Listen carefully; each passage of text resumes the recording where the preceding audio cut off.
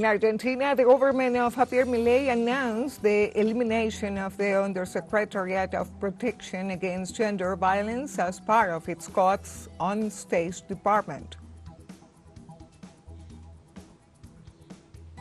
In Palestine, at least 15 people were killed in new Israeli attacks targeting central Gaza Strip. Brazilian President Luiz Inácio Lula da Silva visited for the fourth time areas affected by the floods in the state of Rio Grande do Sul that have caused 172 deaths.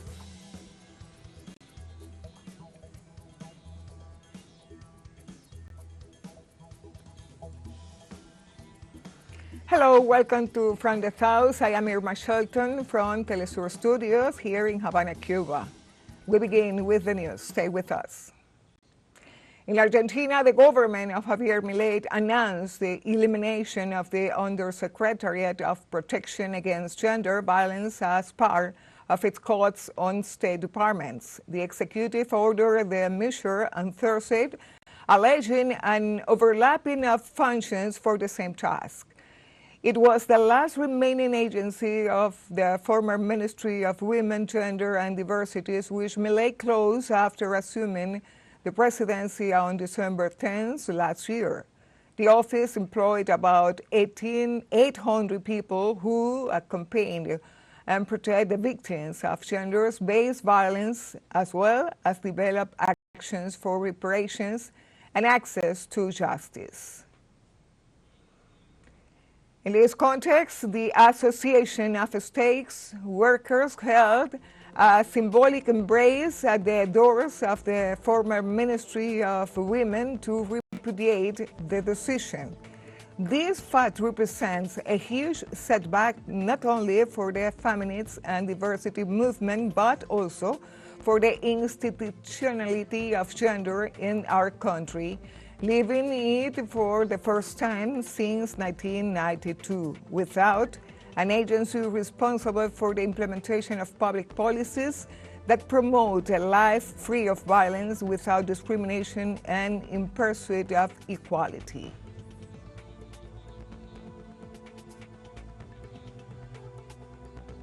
In Argentina, the communities of Jujuy mobilized on Thursday to defend the water in their territories under the slogan, "Without water, there is not life." The mobilization was organized by several communities in the province who denounced that the government's water management plans violates Convention 169 of the International Labour Organization, the ECASU agreement, and the national constitution by not respecting free, prior, and informed consultation with the affected communities. The citizens' main demands is the cancellation of the agreement signed by Macorot Waters Company and the implementation of policy that guarantees sustainable and equitable water management, respecting the rights of the native and rural communities.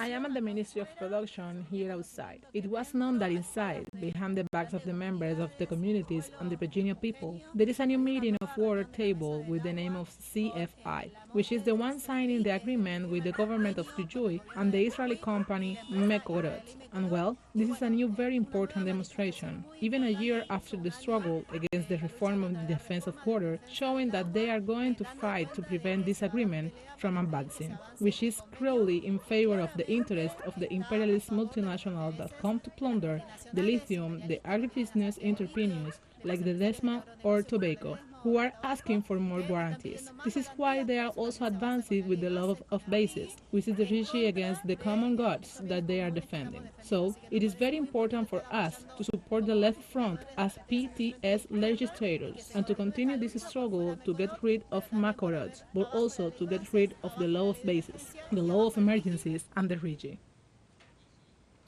The people of Venezuela mobilized in support of the Bolivarian Revolution and in rejection of the unilateral coercive measures imposed by the government of the United States.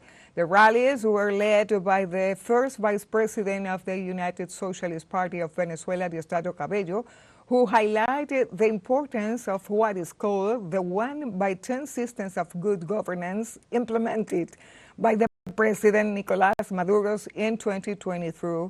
Cabello also reiterated that the victory of the party must be built from the grassroots. The demonstrations were held in the 14 municipalities of the Carabobo state, where its residents expressed their support for President Nicolás Maduro ahead of the oncoming elections on July 28.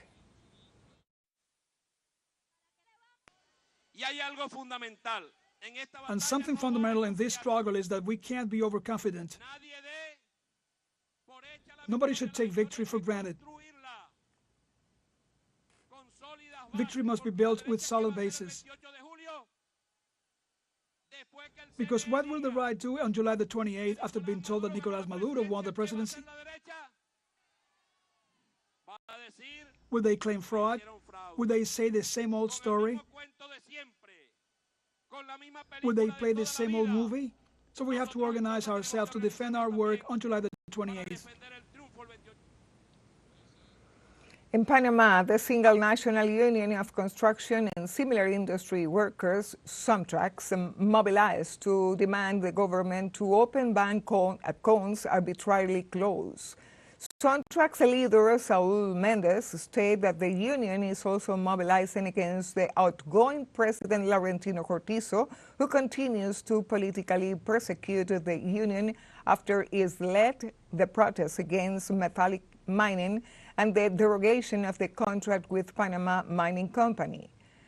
Menendez also added that other union organizations, such as the National Union of Workers of the University of Panama, are also joining the protests. In this context, the mobilization began at 4 p.m. local time from the Belisario Porras Park in the Panamanian capital, and its objective is to reach the headquarters of the executive branch.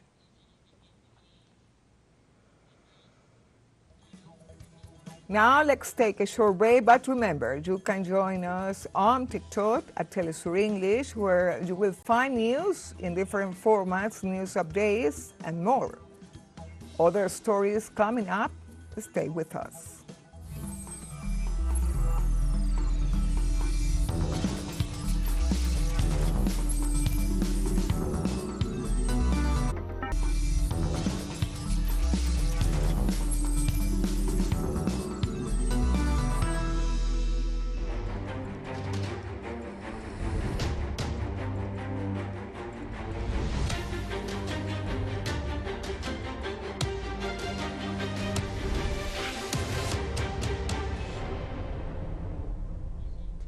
Welcome back to Front of House. In Palestine, at least 15 people were killed in new Israeli attacks targeting central Gaza Strip.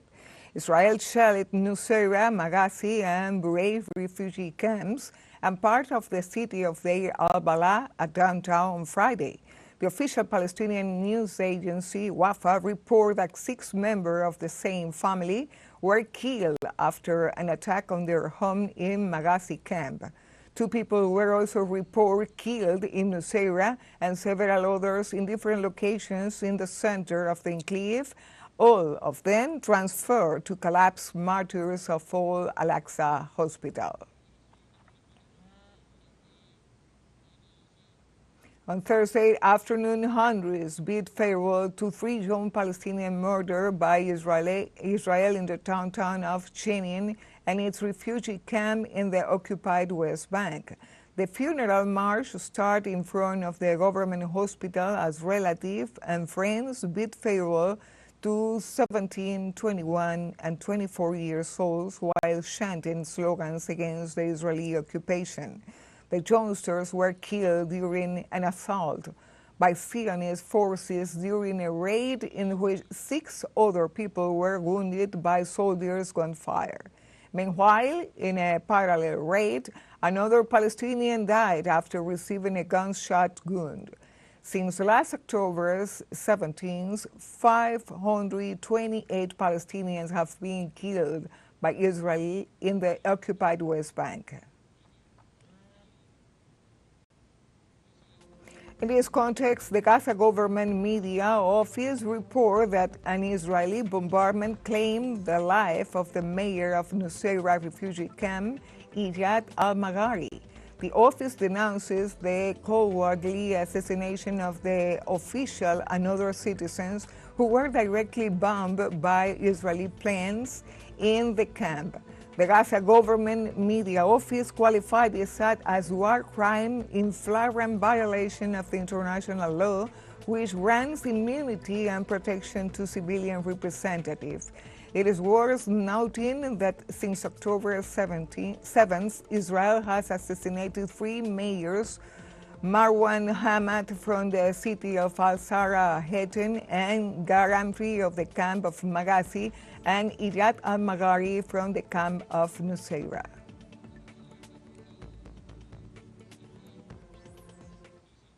In Morocco, state media report on Thursday that at least 4 people were killed in a fire at a popular market in the city of Fez, UNESCO-listed old city. The MAP news agency said that the blaze, which broke out on Wednesday evening, also injured 26 people and caused significant material damage to nearly 25 shops.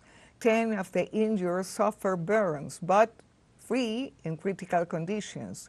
Initial investigations suggest a short-circuit sparked the fire. Fez, Walid city, spanning 280 hectares, is the popular tourist destination renowned for being one of the best preserved in the Arab Muslim world.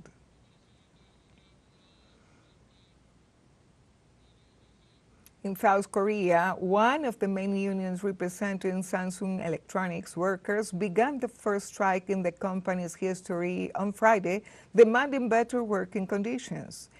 It is suspected that a good part of the 28,000 union members will join the measure. However, external analysts and those of the union itself assure that the production level of the South Korean company will not be affected. The workers' representative warned that the strike is a first step towards a full-scale strike if not progress in made in negotiation. For several weeks, there have been demonstrations at the gates of the company's headquarters in Seoul.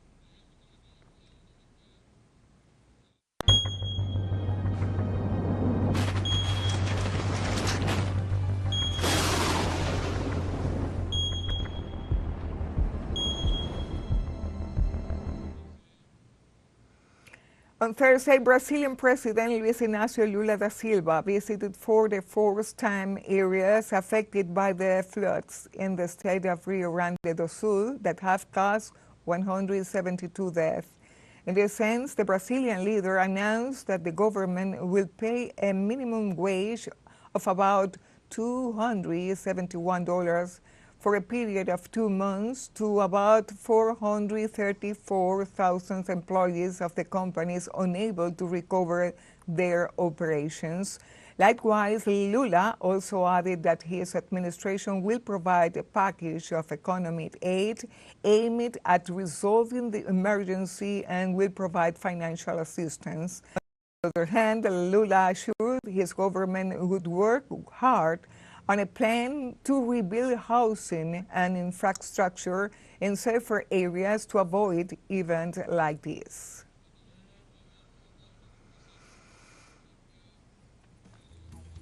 And we have a financial break coming up, but before, we invite you to join our WhatsApp community for our English-speaking audience. You can scan the QR code on screen to join directly and share the link to reach more people. Constant news coverage of Latin America and the Caribbean, as well as the rest of the world. Stay connected and informed with teleSUR financial break.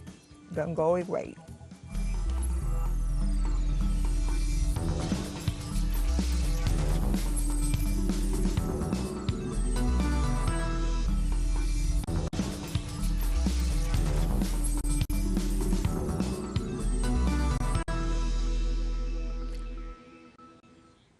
Welcome back to From the South.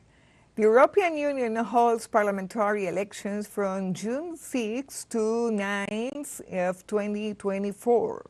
More than 400 million European citizens in the 27 member countries of the Union will elect the 720 seats in the parliament. The citizens will have to elect the legislature of once elected. The MEPs have the responsibilities to appoint the new president of the European Commission. In that context, residents are looking for European policy to address the situation regarding the Russian-Ukrainian conflicts, as well as the financing of the Israeli government.